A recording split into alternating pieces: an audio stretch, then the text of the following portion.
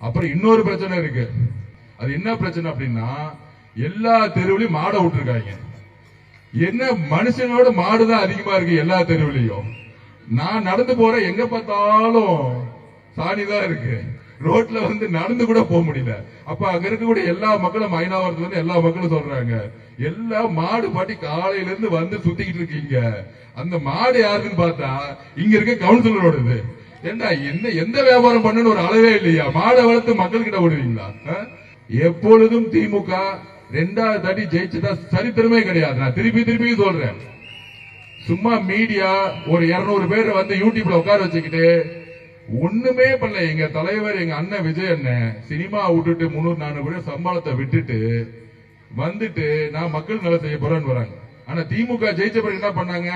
Red ஜெயின்ட்ங்கிற ஒரு நிறுவனத்தை உருவாக்கி வாரம் ஒரு படம் ரிலீஸ் ஆகுது. நீங்க தியேட்டர்ல போய் பாப்பீங்களா? என்ன பேர் வருது? Red giant. ப்ரொடியூசர் யார்? அதுக்கு தலைவர் யாருன்னா இன்பநிதி. 20 வயசு பையன் 1000 கோடி ரூபாய்க்கு ஒரு சினிமா எடுக்கிறாங்கன்னா அந்த பணம் எங்க இருந்து வந்துச்சு? இதை நாங்க தட்டி கேட்கிறோம். வேற யாரும் இல்ல. இதுவே புரட்சி தலைவர் அம்மா இருந்தா இன்னும் தூக்கி ஜெயில போட்டு குடும்பத்தையே உள்ள வச்சிருப்பாங்க. இந்த மாதிரி சினிமா தேட்டர்ல எடுத்துட்டு இருந்தா.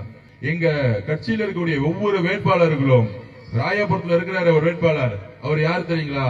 சாதாரண ஆட்டோ ஓட்டக்கூடிய ஒரு சாதாரண ஆளை இன்னைக்கு தமிழக வெற்றி கழகம் வேட்பாளர் ஆயிருக்கு. இந்த துணிச்சல் தமிழக வெற்றி, இந்த துணிச்சல் திமுக இருக்கா?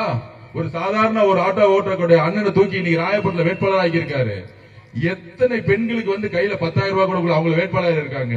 150 வேட்பாளர்களுக்கு கையில 2 லட்சம் ரூபாய் கூட பணம் கிடையாது. ஆனா இன்னைக்கு வேட்பாளர் இருக்காங்க.